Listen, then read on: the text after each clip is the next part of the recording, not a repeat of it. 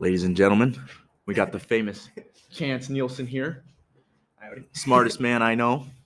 False. What do you want to talk about, buddy? Fuck. Oh, it's a goddamn beautiful day outside, man. It is a fucking wonderful day outside. It's like a perfect winter day. That's true. I saw hella more people walking outside today than I usually do for the past 3 months. Which is pretty good because a lot of people have been staying inside. A bunch of Waldorf kids, I pulled out of my little alleyway. There was a bunch of kids walking around. I hadn't seen people active in months. I met this man at Winnebago. He welds as well. Works his ass off. Yes, sir. Sir. What do you think about that job? Your grandpa works there, taught me how to weld. It's fucking good, yeah. He retired, but yeah, it's a lot better. I used to have 2 jobs from 5 a.m. to midnight. Basically, it was like my work schedule, but it was split. So I got off at 2 p.m. So gas station 5 a.m. to 2 p.m. and then Oscars, which is like a Culver's from anywhere. It was either 2 p.m. and I would have to leave the gas station early, or it was 4 p.m. to close. And close is it's either 11 on weekdays or midnight on weekends. And then if you're closing, you're staying an extra hour and a half to help clean up and do the dishes and close and prep for tomorrow and shit. When did the tweakers start coming in?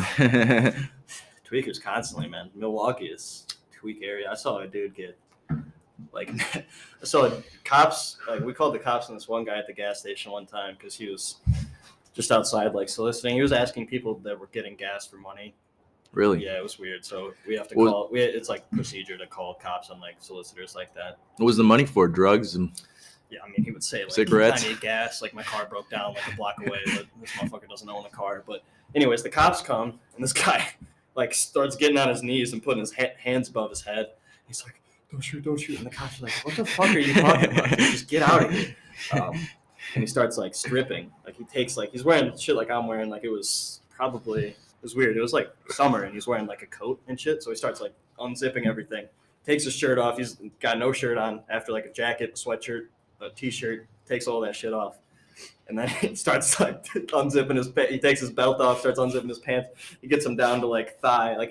His cock's not all the way out yet. But thank God. The cops stand him up, pull his fucking pants up, and they're get going. And they turns out my boss was telling me the story afterwards because I was the one who called the cops, but my boss was also there doing he was doing the safe drops or whatnot. He was balancing the books. He would go. He owned 5 gas stations, so we would start at mine and then go to the 4 other ones all across Milwaukee. Yeah, so he saw this guy and he's like, "Yeah, you gotta call the cops, otherwise our business looks bad." And he was telling us there's this halfway house for registered sex offenders and violent criminals 3 blocks from this gas station I worked at, and that's where that guy was from. But regardless, this guy, the cops sent him on his way, right? He was obviously a fucking tweaker out of his mind. What kind of drugs do you think he was on? Meth? Yeah, there's a lot of meth in Milwaukee. I knew a guy that had a pretty bad overdose with some fentanyl meth. And shit. Yeah, I worked with him. Not at Oscars. He's a good guy. I hope he's doing good now. But regardless, this guy ends up.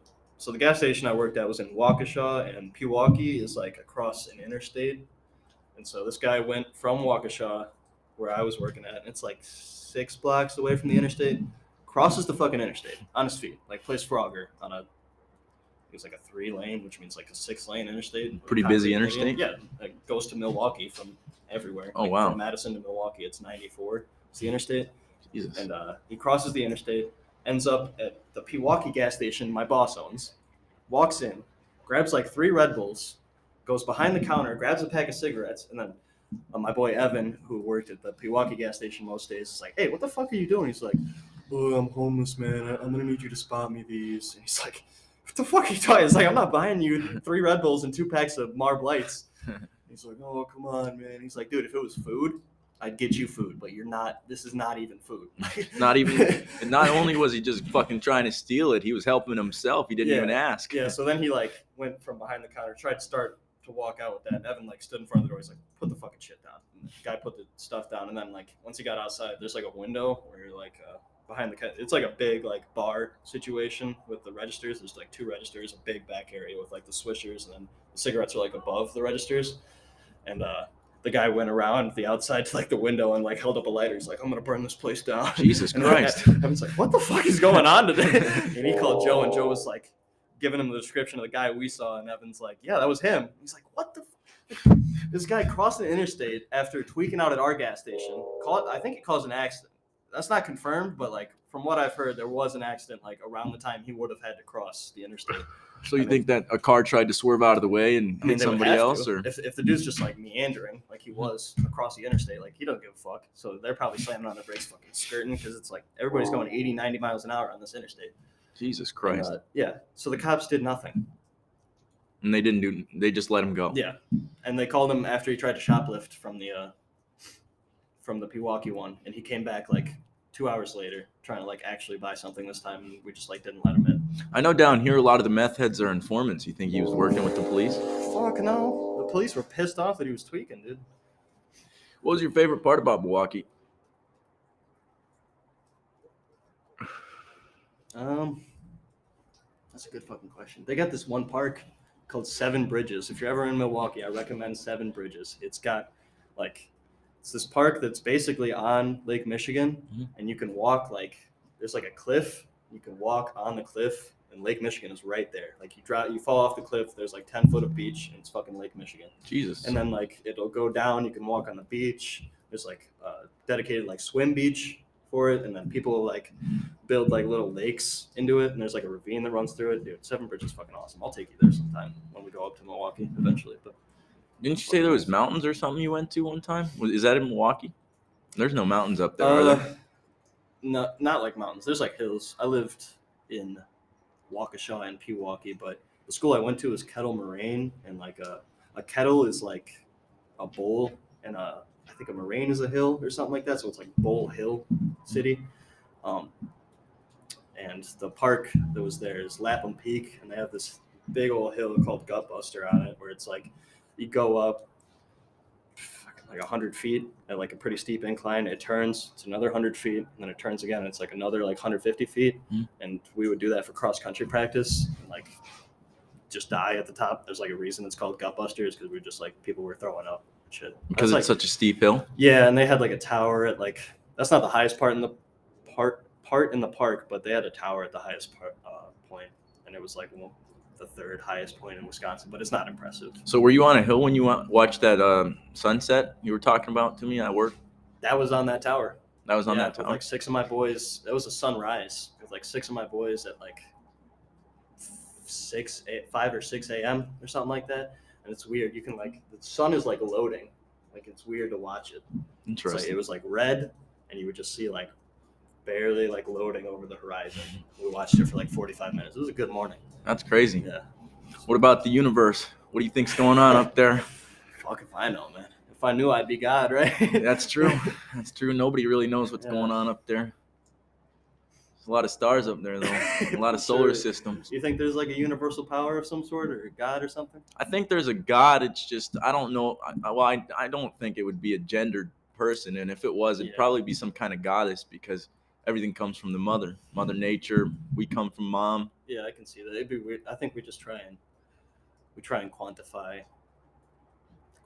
qualify like shit in our brain that we understand. Like there would be a God, but like we have to give it a gender. We have to give it a human form. Shit like that. Just to hold it in our minds. Yes. But I feel like there's a universal power. But I've met people that are religious, like Christian, shit like that are so like nice with the way they carry themselves that it makes me want to go to church. It's very good to see. But then I'm always thinking, like, were they just this person, and then religion just like brought it out more for them, or maybe they just, But some people find religion and it's like a moral code for them. Because I know I never had a moral code growing up. I had to develop mine. Yeah. If I had a religion, I'd probably have something else. What about you? Did you have a moral code? Not for a while. My dad is, I think he's agnostic would be the correct term. He says Jesus is like a cartoon character, which like most depictions of him in like modern day are kind of like cartoony. I mean, he wasn't a white man. He was from like Israel, which would mean he's like Arabian, I think. I'm not sure. I'm not like he'd be brown, wouldn't he? Specialist. Yeah, he would at least be like tan, like olive. I think it's more of like a consciousness, like or like a level of consciousness he was on that he found, rather than him coming back. I think that consciousness will come back, and I think it's starting to. I could feel it. I mean, it feels good. I've been feeling good for like the past year, honestly. Since September, I've been feeling fucking good. What about your past? You weren't feeling so good before. Yeah, a little bit. You've been through the ringer, Until huh? I was like late, almost 19, I was a piece of shit. I agree. I was too. Garbage. Yeah. Fucking mental hospital in Oconomowoc, Brown Deer. I think Greenfield is the name of one, or Brownfield or something like that. No, Brown Deer is the one. Greenfield. Oconomowoc twice because I did inpatient and outpatient. They're two separate buildings, but they're in the same town. So Oconomowoc twice, and then Brown Deer. Brown Deer was another outpatient. I forget where my other inpatients were. And then residential. Fuck, where did I go to residential? I stayed here for like months. West Dallas. That's where it was. All in Wisconsin? Yeah, all in like the greater Milwaukee area. So you did 3 inpatients, and how many outpatients did you do? You have to do an outpatient with every inpatient. It's like a thing they swindle you into. But residential you only do if you're like really fucked up, which I did residential because I took too much acid and went into a drug-induced psychosis. And when they did the tests for my like blood and shit, they found 25N-bomb, which is like a synthetic version of acid. It's actually classified as a like a hallucinogen or something like that. Like acid is a psychedelic, this is a hallucinogen, so it like literally makes you see shit that's not there and like believe, really fucks you brain up. Like I was blackout for most of the induced psychosis, and I woke up on the driveway. And one of them was laced, you said? Yeah, I took 3 or 4 tabs. Each were doubles at least, if not one was a hot spot, I feel like, and then the one was laced. It either had a mix of N-bomb and mescaline or something like that, but really fucked me up. What they do is when you're in like a drug-induced psychosis, they put these little tabs on your skin, and these tabs have aprazolam in it or Xanax, and it like calms you down. Like I woke up, I didn't give a fuck about anything. I thought I was still tripping. I was like, well, this is a bad one, because I had been like blacked out for like 3 hours or something, running around like naked trying to fight cops and like knocking furniture. Like my dad came out of his room at like midnight because I knocked a TV off of a TV mount on a wall. Holy shit! Yeah. And it was like a loud bang. I was like flipping tables and like running around saying like weird shit. And you said you like seen like not double, but like almost infinite, like when the ambulance pulled up. Yeah, I was seeing. Well, when the ambulance pulled up, they had already like, I was handcuffed to a stretcher and they already had the tabs on my arm. So I was pretty like, I remember that part. But the memories that are like hazy are like me like taking my clothes off. I was throwing up all over my room, and then I was running on all fours naked. I ran down the basement stairs into the darkness on all fours, like a bear crawl. Like, I was literally like, I was probably saying some weird shit. And I only know this because I had a friend, Kendall, was there doing it with me, and he had a bad trip too, but he didn't get anything laced. He was just like tweaking the fuck probably out. Tweaking because you were tweaking. Yeah, exactly. And, I saw him once I was in the hospital. I was like just looking. I was talking to like the sheriff lady or whatever, and she was just asking me like some bullshit questions that probably didn't matter. But I saw him walk by, and he was like, did the like, he was inpatient terrified, and his dad was next to him, and they lived in Monroe, the old town where I lived out in the country, and so he had come up to a trip with me that weekend. And then his dad had to come up from Monroe and pick his ass up because he was shook. And we fucked up because we put our phones down for this trip because we were having a really good time. We're like, we just want to experience it. We don't want to get sucked into our phones or anything. So we put them down, and his had fallen in between my bed and my wall because I had it like in the corner. It made me feel safe or whatnot, but it had fallen down and we could not find it. And then my dad, like the next morning, had to find his phone and drive to Monroe, which is like a 2.5 hour drive from Milwaukee, give it to his dad, apologize on my behalf, and then drive back. I mean, I think he saw some of his friends that used to live out there because we lived there for like 10 years, but it's a rough night. It's probably why your parents have such a bad view on drugs, huh? Just because you didn't know what you're doing. But I didn't know what I was doing when I started doing shit too. So you just kind of have to trial and error. Nobody teaches you about this shit. Yeah, I don't know if they have a bad view on it. I think they have a realistic view because my mom's a pharmacist, so she understands what happens. But yeah, they're pretty straight edge people, I would say. I mean, they drink a little bit, but like so does everyone. So. You said you got into some fights with your dad. Did you ever have to fist fight him? No. No? It's just like stupid shit. It's arguing and Yeah. everybody gets in arguments. Really got too physical. Yeah. I mean, I've been slapped. But probably too scared to go physical route. I know I was with my dad. Juggernaut, dude. He benches like 400 pounds. It's insane. He weighs 10 pounds more than me. Does he have like 400 pounds? Holy shit! Yeah. How much do you weigh? I'm like 150 solid. So he's probably like bench you 160, easily. 165, and he's like an inch or two shorter than I am. Be like, come here, Chance. He's picked me up with one arm before. Like, it's crazy. He's strong as hell. I mean, yeah, he's a beast. I love my dad. Does he have a gym in his garage then, or does he go to a gym? No, he goes to that family gym I was telling you about. The one that you do like meetups and shit? Yeah, they have like weightlifting competitions. It's just really like, it's a good atmosphere. It's a good family atmosphere. Anyone's allowed to compete. It's not like just powerlifters. Like my little sister did it. She'd have to be 10 when she did it, but she did like, I think she deadlifted like 105 pounds or something like that. Holy shit. 9 years old. Yeah, that's pretty fucking amazing for a 9-year-old. Awesome. It's cool. My dad sent me a video. She's like, she gets kind of nervous, but then she goes and does it and feels way better. You know, any standard like anxiety model. Oh, that drops your anxiety to zero. She was like nervous talking to my dad. My dad's like, "Oh, you got this! Like you've done this already." And she walks up to the thing and she's like, and everybody's like, "Mira!" There's like 30 people in the gym, and then she lifts it up real easy. Like she could have had 125 pounds. She could have done like 2 plates on each side and lifted that up. Wow. Yeah, I didn't even know that was possible at that young age. I thought you had to hit puberty, get some, she racks hormones flowing. Pull-ups. Really? She'll do like 25 pull-ups, dude. She's strong. Jesus. Yeah, she's a genius too. She's super smart. I know pulling up is easier for women because they're lighter. Yeah, it's like a proven thing. They can hang longer and they can do more pull-ups and I don't think push-ups. I was about to talk out of my ass. I think we can do more push-ups, but they can definitely do like suspended body weight activities longer than we can. What kind of weightlifting do you used to do then? I mained bench. I'm gonna be honest. I was a little chicken-legged upper body motherfucker, but that's how a lot of people are. Yeah. Leg day is like one of the worst days to do. Yeah, I started getting good at bench. Kirk is the trainer at the gym that I was talking about, and he really knows his shit. And I think I got to body weight, which at the time was like 170 or something like that, and then I got to like 200, and I was like, oh fuck, I'm actually pretty good at this. And then I would do like chest like twice a week, and then it was like 3 times a week. And then it was like I would do chest like 4 times a week. Like it kept escalating. And then I got to like 275 or something was my max ever bench. And then I think I moved out or something.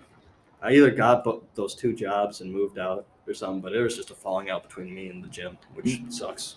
And you had an apartment out in Milwaukee, you said? Waukesha. Yeah. Oh, okay. In Wisconsin? I lived in a duplex. I lived on the top. My landlord lived below me. Okay. Yeah. How long did you live by yourself over there then? That's a good question. I think I moved in September, which is weird because I also moved up here in September. But September till so like a little over a year. So did you have to sign a lease or? Yeah. It was like I don't know if it was a 6-month or a year lease, but it was something. How did you get out of the lease then? My landlord was also selling the house at the same time I was moving. He was moving too, so it actually worked out real good. So he was just like, "Don't worry about it." It's kind of destiny for you to move down here. Yeah, it was weird. But you've been down here before. My family lives down here. Yeah, like the Whitmans, and then my other aunt, both sets of grandparents, Steve, and then on the other side too. But your grandpa's pretty fucking amazing, man. He's a solid man. Yeah. Did you spend a lot of time with him as a kid? Not really. I mean, the distance kind of sucked because we were Wisconsin for most of my life. I lived in Forest City until I was like 6 or 7. Like 2009, we moved up to Wisconsin, so 7, I guess. But yeah, so he would come visit like once or twice a year. And that's not his fault. Like we also didn't go visit more than once or twice a year. So. That's how a lot of families are. don't see anybody. Yeah. Which is kind of hard on the kids, but the kids don't. I mean, you understand it when Yeah, you're it's older. not really something that's on the front of your mind as a kid. You're not like worried about when you get to see grandpa next, unless you're. I guess some kids could be worried about that. True. Most kids are so extremely present that they just think about what's in their front view. You ever seen that model of measuring kids' brain waves versus like adult brain waves? And how kids have a lower frequency of brainwave called theta. Oh yeah.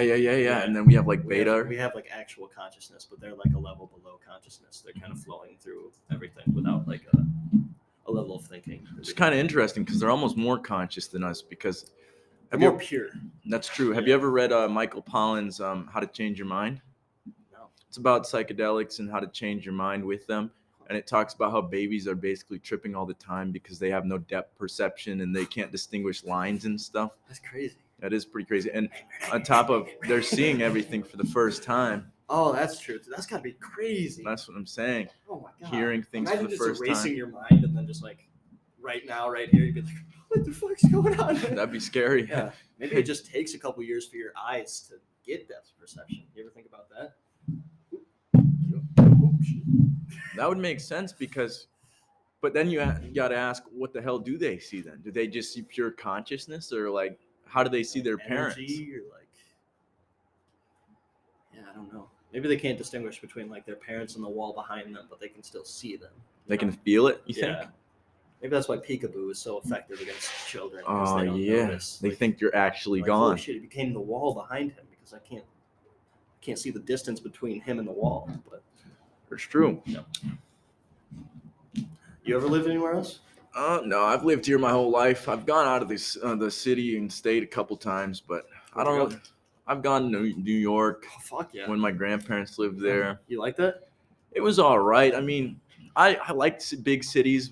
The people kind of become a problem when you see so many people, but really, I don't think we should have those big cities because most of the buildings that you want to go see are office buildings, so it's not like you're going inside of them. I've been to Wisconsin Dells, which isn't really Wisconsin. Whatever, dude. You've been in Wisconsin more than I have. But. I drove through the Dells every time I went to go see my friends up in La Crosse. Did you ever go to like Noah's Ark or? Yeah, I've been to Mount Olympus. That's pretty fun too. The Wilderness. I think are the only two I've went to. I don't know. It's just like it loses its like value as you get older. You're like, okay, splish splash. I'm gonna get chlamydia from this water. Like throw a bit of shrooms in your system and it becomes renewed. It becomes a nightmare, dude. Jesus Christ, I'd be terrified on shrooms in the fucking lazy river, dude, just floating around, freaking out. But you said the cops were more chilled up there? In the Dells or in La Crosse? Just in Wisconsin in general? Yeah. In Madison on State Street, I think it is, weed is decriminalized. So, like, the moment you hit State Street, you're just wafted by that dank. But so is it like the city itself is decriminalized? It's just that one street. How the hell does that work? It's like the busiest street. I don't know. Apparently, it's dropped crime or, like, arrest for that shit, like, significantly. Like, I mean, there was cops, like, responding to some dude having a heat stroke or something, and we were smoking joints, like walking down the street, and then like there's a group of some brothers just like blowing fucking huge ass weed clouds, like right next to like 15 feet from the cops, and they didn't even pay attention, which is it's dumb anyways. Most cops don't give a shit. They know it's not bad. It's their job, so like you can't really be angry. You can't be angry with them for. You can be angry at the people that make the laws, but you can't be angry at like. That's like if someone got mad at us for like welding Winnebagos. It's like. Okay, the company still exists. Just because I make them doesn't mean like and I'm a bad person. The government's known for a long time it's not bad. How do you? I really don't understand how you decriminalize one street, not the city and not the state. It's weird. In Milwaukee, it's decriminalized on your property. Really? Yeah, like I think it's tricky though, because if you have a warrant, I feel like if they find anything, you're still in deep shit. But I feel like if you're on your porch smoking and a cop like rolls by and is like, "What's that?" You can be like, "It's weed. What the fuck are you gonna do about it?" But cops around here don't have much to do. They just get everybody for anything. These guys are fiending for some shit, yeah. Which kind of reminds me of the cops. What do you think they do with all those drugs and all those guns they fucking... There's been a lot of cases where, like, high ticket... Well, I guess I shouldn't say high ticket drug dealers, but drug dealers that are selling, like, pounds and shit, will, like, they'll go to court and the evidence will be, like, 2.8 pounds of weed. And the dealer will be like, I had 3 pounds. The fuck you guys do with like 4 ounces of it? Like, where'd that shit go? Something happened to In it. my lungs, motherfucker. The Not cops just that, the evidence locker. There's no way they can just keep putting shit in there unless they have like warehouses where they Yeah. keep all these drugs. The weed will be destroyed in a series of small fires, is what I like to say. Get a little high while we're doing it. Small fires, as in like they put them in joints and light them on fire. But yeah, I don't know. You ever been on probation? No, I've never been. I got caught shoplifting once. Cops had to come. The drug-induced psychosis, the cops were there. We went to like a fight. So like our friends were fighting, like boxing in their yard. We were boxing for like an hour, and then the cops came, like 3 squad cars rolled up. What's going on? Were they any good? Does it at look like it? we're actually upset? No, it's just my friends with boxing gloves beating the shit out of each other for no reason. I'm just having fun. Yeah, I didn't That's really. what boys do. I could avoid the cops pretty well. I mean, I had strict parents, so I wasn't trying to risk. Oh, one thing my parents still don't know about. One Sorry, time, Mom. Yeah. Sorry, Mom. One time, me, Owen, and Kendall. Kendall was the one that was with me on the trip, but this was when we didn't have cars because we were biking around, so we had to be like 14, 15 years old. We went to this park called Lincoln Park, which is a couple blocks down from the Monroe High School, and there's a bathroom in it. And we got in there, and the urinal was already packed full of paper towels, and we were like, some little prankster in here trying to flood the bathroom. And then we were like, we're little pranksters, we could flood the bathroom. Oh my So god. then we put more paper towels in the urinal, and then we started putting them in the actual, because the urinal in a toilet. We started doing that, and we just kept flushing. We had like 2 inches worth. Oh, that's fucking sweet. See if we can get both of them going here. There we go. Oh, hell yeah. That's beautiful. Yeah, we got like a couple inches worth of water on the ground, like where it was. There was no drain? There was like a drain outside, so it was flowing like. That's not a good There's place like a for vent it. next to the toilet, like in the stall, and then the water would go out, and then there was a drain like 3 feet down. But anyways, we hear a car door open, and we all get skitzed out, so we started running out of this bathroom, but we're fucking laughing our asses off, and it's this mom with 3 kids, and 2 of them are boys, and 1 of them is a girl, and so they had to use the bathroom. They had to use the bathroom, and what I think happened.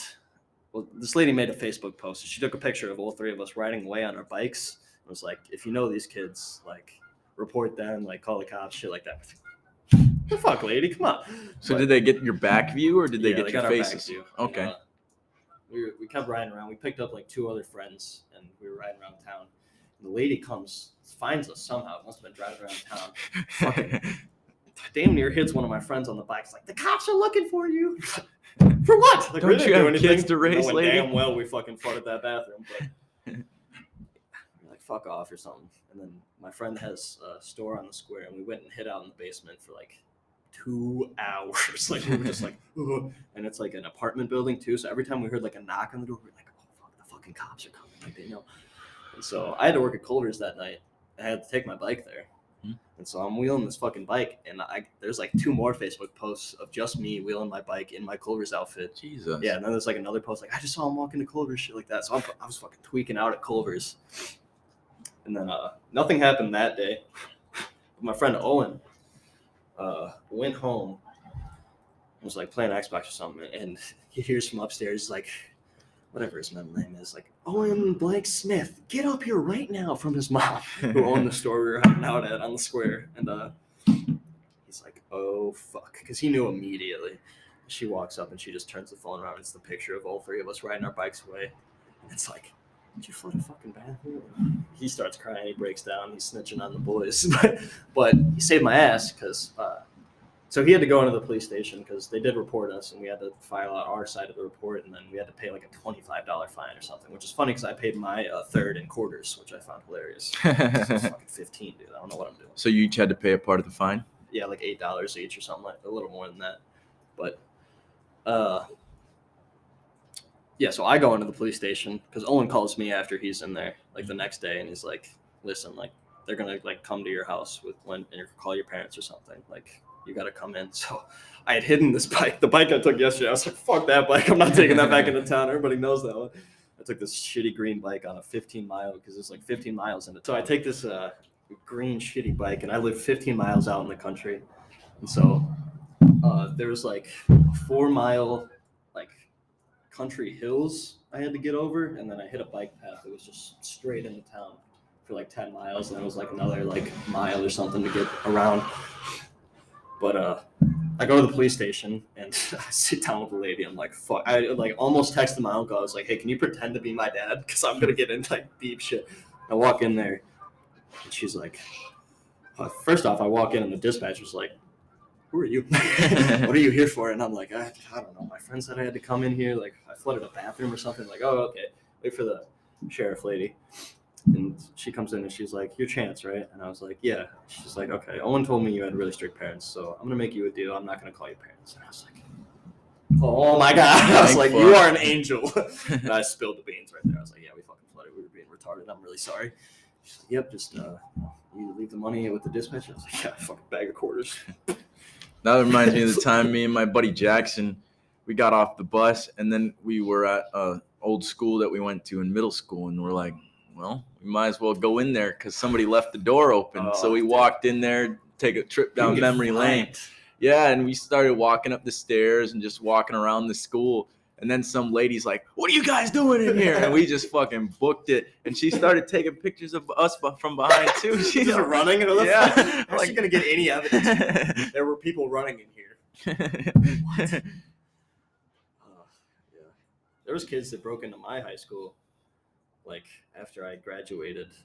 Like, some freshmen broke in during, like, summer or something, and they were, like, riding the office chairs around, but getting propelled by fire extinguishers. Jesus. Yeah, it was crazy. Did it fill the school up with, like, that? Couple rooms. Oh, my God. Couple rooms that they were in, yeah.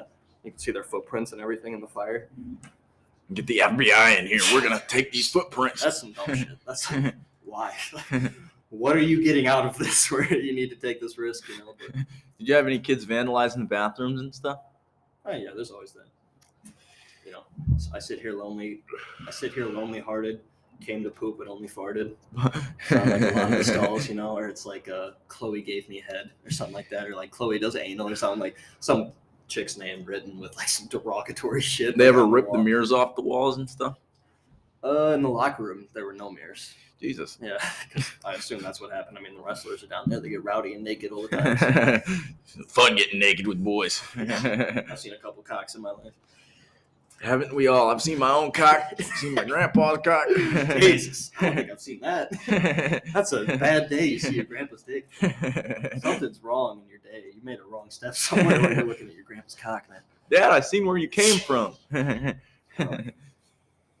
Jesus Christ. How did we get on this topic? So you didn't go into a psychosis with the DMT then? No, I didn't do like enough to really have anything. What kind of stuff were you seeing on that? No, I just like everything became hyper detailed. That was about as far as I got. Just felt like you were seeing clear? Yeah, seeing too clear. Like I could see like cracks in like the wall and ceiling of my duplex, and it was like, I mean, it was an old house, so there was like cracks in the drywall. I've been welding too much firewall. Drywall and shit. And after like the 20-minute period, I was coming down and I was like looking around. I couldn't see the crack, so I got like this close to the wall, and I was like, "Holy shit! There is a crack that goes from here all the way to the ceiling, but it's thinner than a hair." I was like, "How that?" Because I saw that. Fuck, you never saw my Waukesha apartment, but my bedroom was built over their living room, and then my living room was built over their dining room, and then the kitchen was like an add-on to my part above their like mud room, but it was like a big like closeted mud room type thing with like their laundry was in there and shit.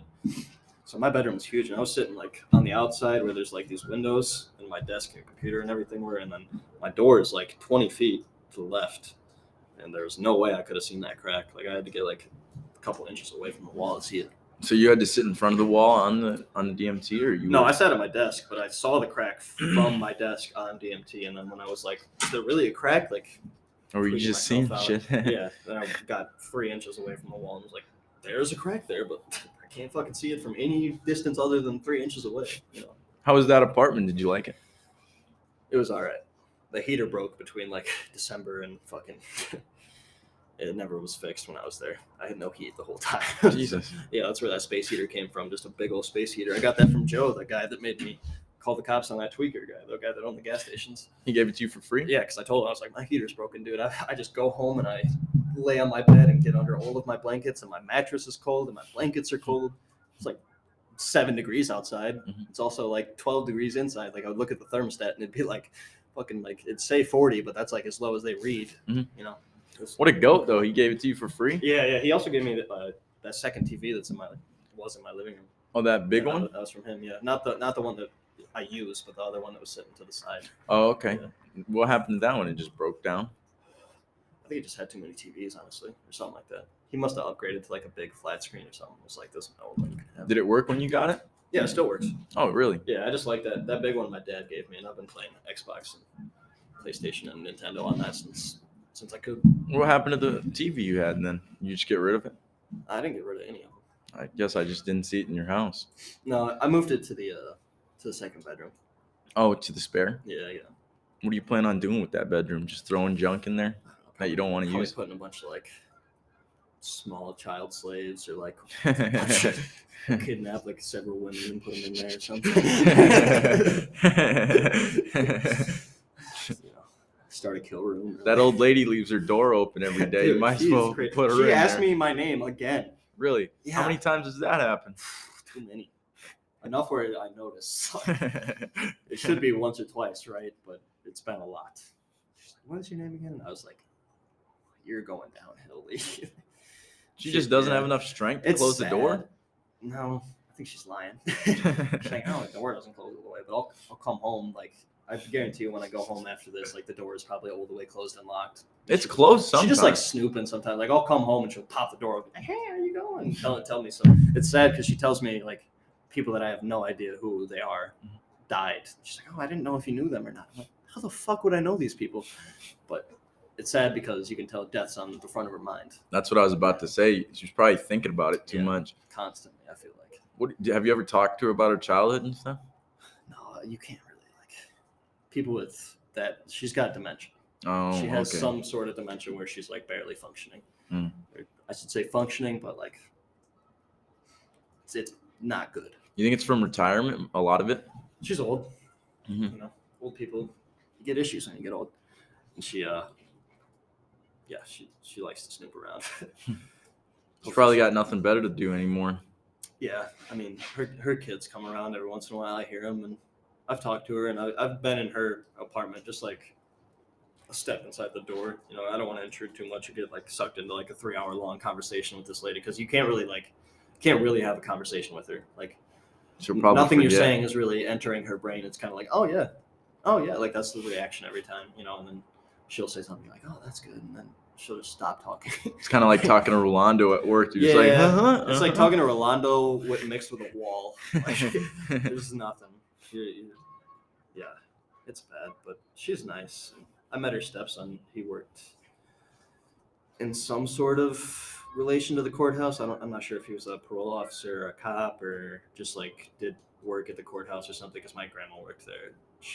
With her retirement party, I met him, and my grandma's got this dictionary of people in her head because she's been in Forest City and Mason City and Clear Lake for her entire life, more or less, and she just knows everyone. I mean, Forest City's like 3,000 people. Like you could easily know 1,000 people. I thought it was just Winnebago. I won't lie. No, yeah, she worked at Winnebago for a little bit, but then she got this courthouse job she's had for years and years, and then she was the prosecutor's assistant, I think.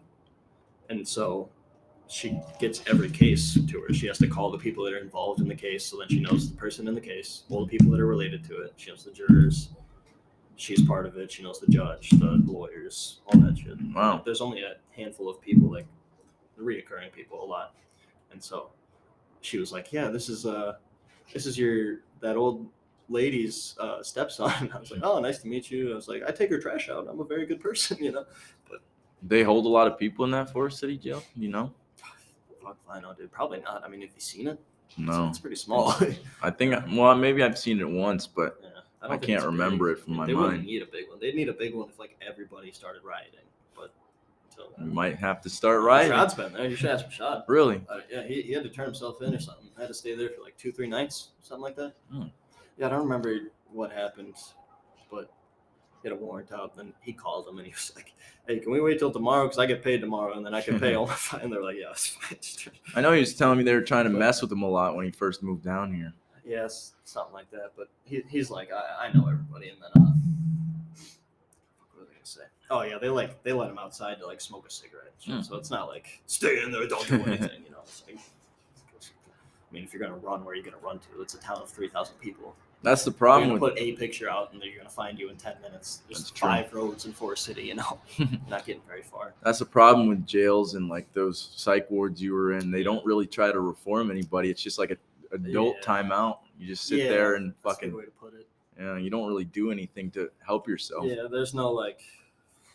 It helps you with one aspect in life, but it doesn't help you like get back into life itself. Like, I was sober for like a year after I went into residential, at least a year, because I was 17. I didn't smoke weed until I had like graduated, so like a little. And my birthday's in September, so I turned 18. I was hospitalized July 27th. I want to say was drug-induced psychosis. Residential, I hit in like. Okay, my inpatient stay was like 7 days because they don't let people out on Saturdays, so I had to wait the weekend and then get out on Monday. And then outpatient is basically school, so I missed like 2 weeks of school because of outpatient. Because it's like from like 9 a.m. to 2 p.m. something like that. You're just like learning about depression, DBT, and like So it's basically like a class. yeah, it's like one big class. I mean, outpatient isn't bad. It gets a bad rep, but like the people that can't deal with it are weak-minded, in my opinion. Like it's not bad. They're just teaching you shit. I mean, you're either going to do this or you're going to go to school, and you're going to be equally mad about both. So you got to choose a side, you know. But And they actually teach you some life skills and stuff. Yeah. I've been to a few where they actually taught me something valuable. I learned all my DBT, radical acceptance, you know, shit like that in there. But residential is kind of a mind fuck because you get in there. I got in there. Oh shit! Actually, I think I went inpatient, residential, outpatient. Yeah, I did do that. Because I was an outpatient, I was going to say, because I missed school because of outpatient, but I didn't miss school because of residential, because it was still July when I hit residential, or August when I hit residential, because July 27th, if it took me a week, I would be like starting August, and then I was in residential for a couple weeks, because I don't remember, my insurance got denied or something like that after like already being in there, which is weird.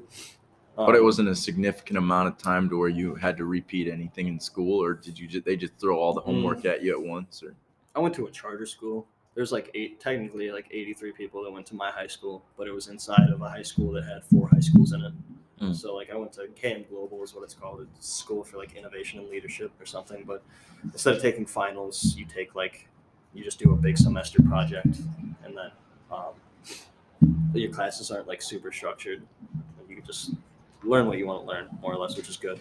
that's probably better than what they had. Once I got back in there was no like pile on of homework. They took it easy. Plus they kind of know, like for HIPAA, they can't really disclose what exactly happened to me, but they did know I was in a mental facility for like issues, so they went easy on me and shit like that. Like I had a 105 plan. I don't know if you know what that is, but it's like I can go down to the guidance office whenever I want, just chill out.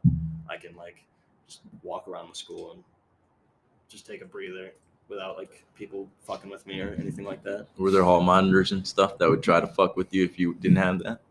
Sometimes, I mean, it depends. Like, where's your hall pass? Yeah, it depends if you're like consistently like you're doing like several loops and the same teacher sees you. He's like, get the fuck back to class, and you'd be like, I got 105. I never really did that. I would just like go to the vending machines, get a soda, and just walk back. I fucked off in school. I did not give a shit about it. But what I did give a shit about was that semester project I did on a proportional representation. What is that? It's like it's a voting system that like Norway, or it's either the Netherlands or Norway, and a couple other countries use, like successful democratic countries. I wouldn't say we are one of them. No, we're not. But what it is basically a cabinet, proportional representation.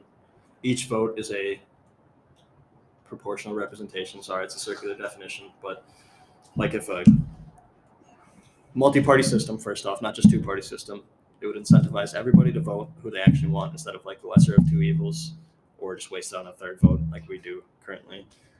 But you'd have like, say for an example, you'd have Green Party, Libertarian, Conservative, What's the other one? Like Democratic and Republican. And I know those are kind of like the same thing nowadays, but they do have different values. And if the Green Party got 30% of the votes and it was like a 100-seat cabinet, which is extremely large, it wouldn't be 100 seats, but they would get 30 seats. And then if Democrats got like 20% of the votes, they would get 20 seats. So they don't just have Democrats and Republicans. Yeah, they don't just have a one thing. And it would, how I did it was like laying out the structure that it would actually work, because your brain only comprehends like 250 people at a time. Like you can only remember 250 people's names and faces and personalities at a time. And that's why I think you saying like New York kind of gets weird with all the people, is because it's not supposed to be like that. You're not supposed to have millions of people around you 24/7. I think you can have like 2,500 or something that you kind of know, but there's only so many that you can remember. On a personal level, it's like 250 max. Mm-hmm. What I did was I divided it 25, 25, 25, 25 all the way down the like legislative, judicial, executive, or executive, I feel like is wrong. But like presidential cabinet is 25. So then like there's 25 presidents. And I mean, the definition of president is just someone who presides. It's just someone that knows what's going on and can communicate to the public what's going on. But which is not our president. Over the years, it's become like a power trip, and it's just like the most popular mommy or daddy that gets to control the country, which is fucking crazy. Like, I want to say it was James Madison or John Adams or someone like that when they were purchasing the Louisiana Purchase from France. He went over to France to discuss like buying like a state like sized portion of land, and they were like, no, we want to sell you the left half of the fucking country, dude. Mm-hmm. It's like shit. He didn't want to do it because he didn't want to abuse his presidential power and do it, because he knew the definition was just to preside. I don't get to make executive decisions like that. That's a cabinet thing. Like Congress has to vote on this, and he signed it anyways because he was like, it's a pretty beneficial move on our part regardless, but he felt bad because he was abusing his presidential power. Now we're just like, fucking drone strike that wedding, you know? Who owned it before then? Was it the it was UK? France. Oh, France was? French owned the Louisiana Purchase, like the left half of the country. I don't know much about that. Yeah, it's not super exciting, but regardless. It's knowledgeable.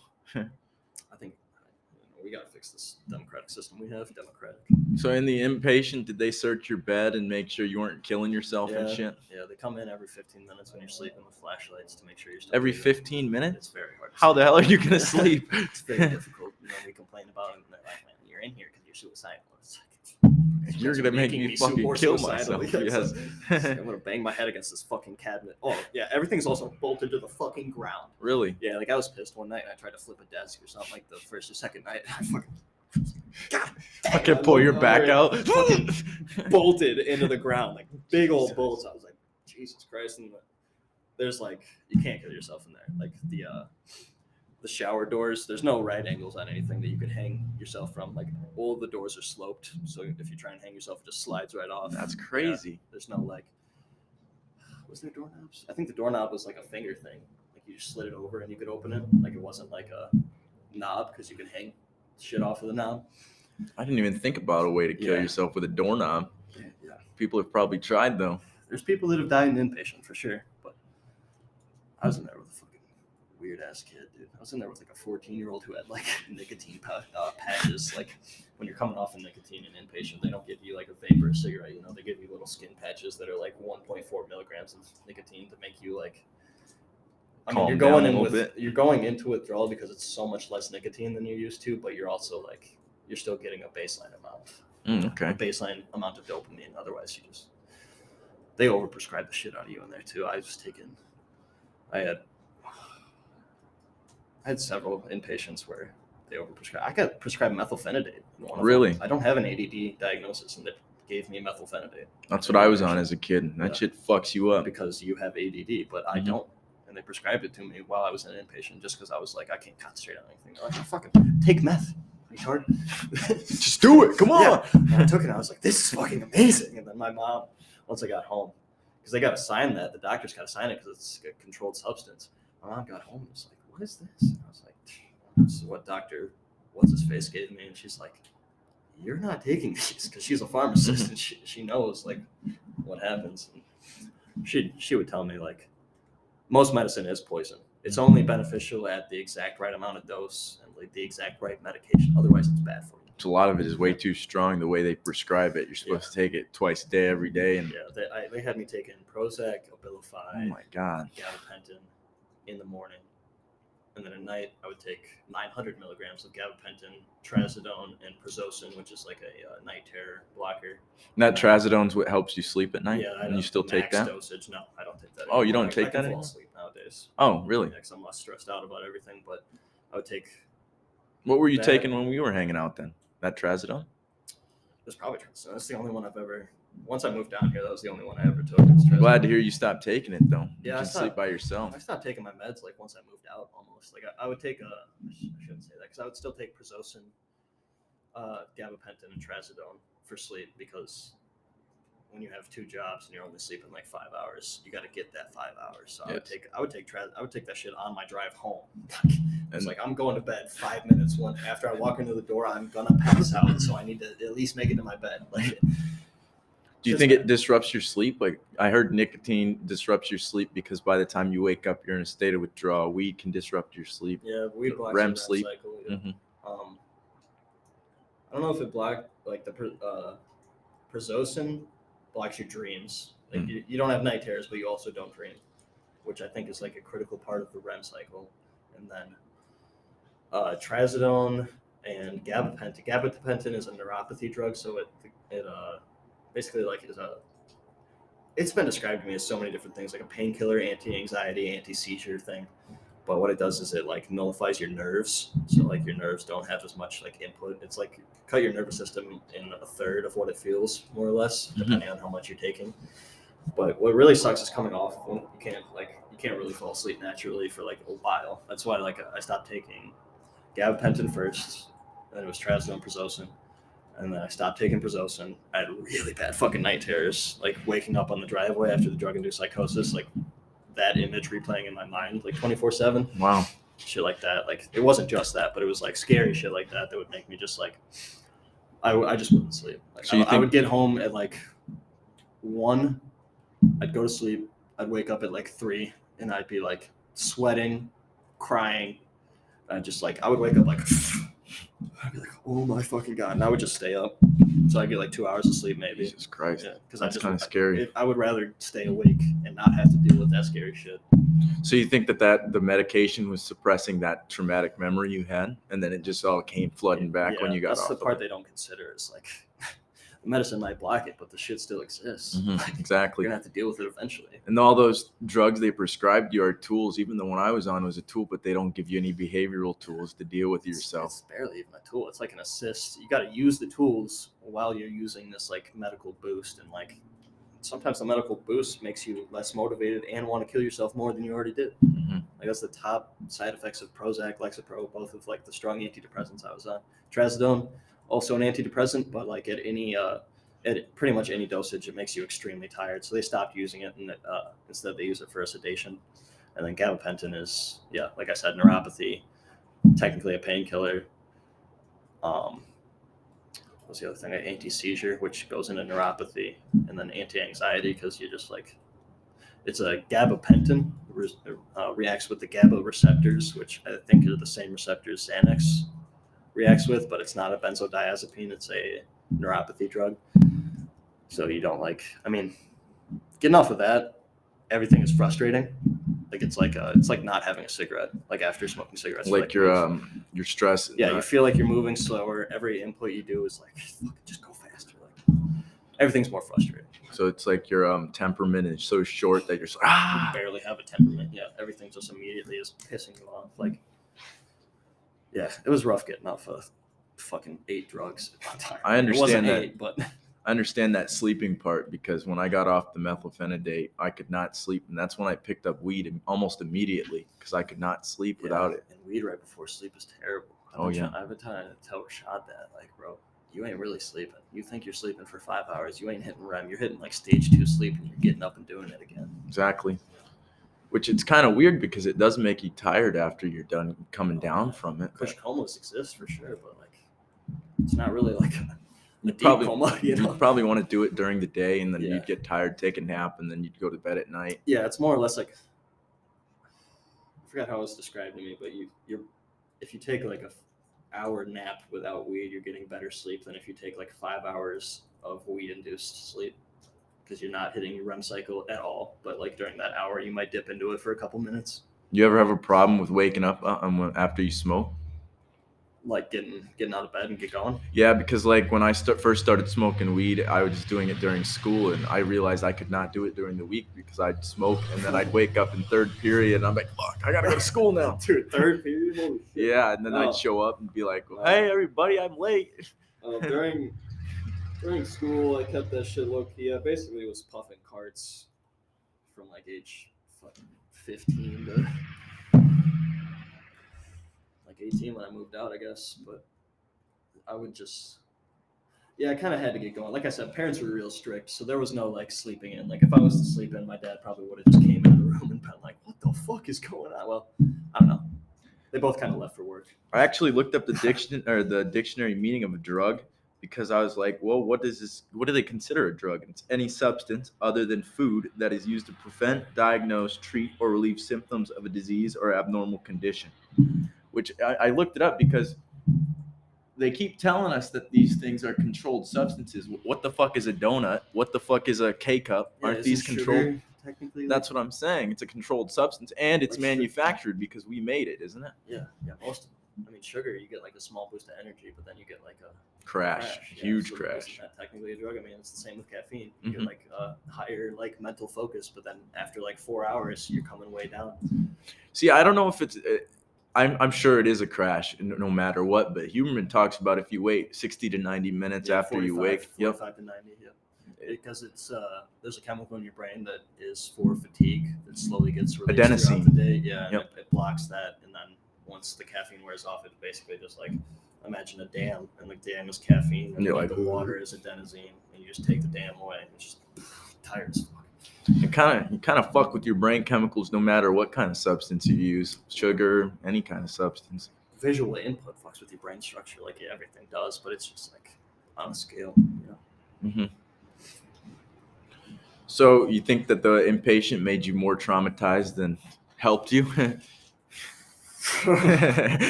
Shit.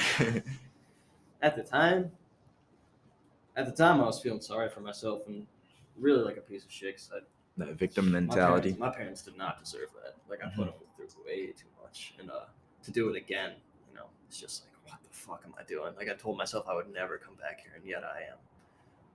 And that takes a while to get out of your brain to be like, you know, power through it. Shit happens. You got to move on. Mm-hmm. You know, there's no time doesn't stop for anything.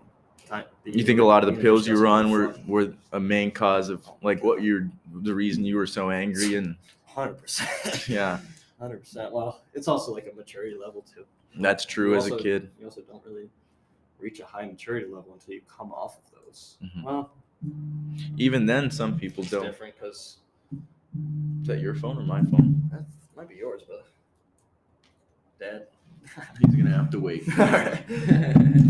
Sorry, Dad. Sorry, Daddy. Yeah, it's not good.